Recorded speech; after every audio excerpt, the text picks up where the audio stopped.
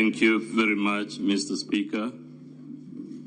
The first question was whether there is any law preventing the Deputy President from intervening when they see any failures in the National Intelligence Service. The answer is that the oath of due execution of the office of the Deputy President, which is in the Constitution, it's part of our Constitution, prohibits the Deputy President from disclosing matters, especially those relating to national security, that are committed to a secrecy. And therefore, it was a violation of his oath of office. It was a violation of the Constitution to discuss matters of that nature at a time in the circumstances prevailing in a press conference broadcast to the whole world. There is a constitutional forum to raise those issues. And indeed, the Deputy President, I want to believe very many other officers, even ordinary citizens, can write to that National Security Council if they have genuine grievances about its operations or its personnel or its capabilities and performance. Mr. Speaker, when that oath of office, which is part of our Constitution, says matters committed to the secrecy of the Deputy President are not to be divulged, it is an acknowledgement by our Constitution that there are certain matters which by their very nature, they are not to be broadcast. The Swahili say, usimwage mtama penye kuku wengi. Some things require discretion, they require you be tempered, and they require you know the forum and the occasion to do it. And therefore, it is no answer.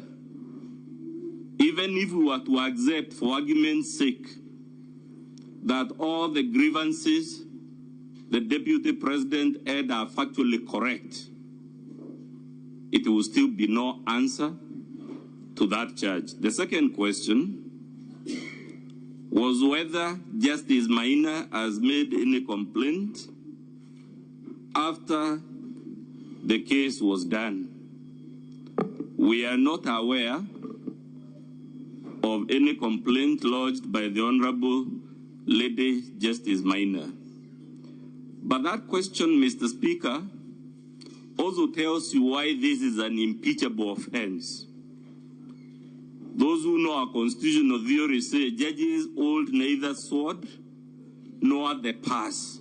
The reason our Constitution protects judges and puts them in a special place is because, unlike politicians and the executive, they have no way and no forum of dealing with harassment from the political branches of government.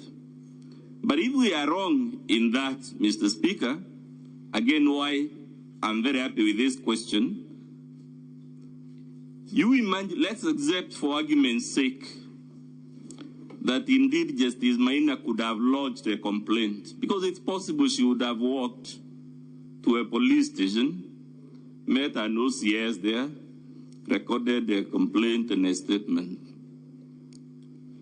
Dr. Mulu has just been here as a junior officer. The practicalities of an OCS, a police constable, summoning the Deputy President of the Republic to respond to a complaint, the whole specter of handcuffing, taking fingerprints, processing the Deputy President to take him to the magistrate's court to answer to a criminal offense, would subject that office to so much indignity.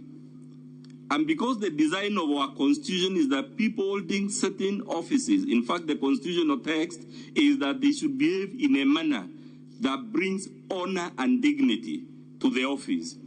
It is to save the country the drama, the spectacle of a junior police officer, a junior prosecutor, harassing, arresting, prosecuting a deputy. And because we don't want to subject our democracy to this kind of showbiz, That is why this Senate is vested with the power of impeachment, and that is why our Supreme Court has said several times, as I pointed out yesterday, the test is not whether he is criminally liable or civilly liable, which is the business of the judiciary. I so submit, Mr. Speaker. Now, Counsel for the National Assembly, you may call your third witness.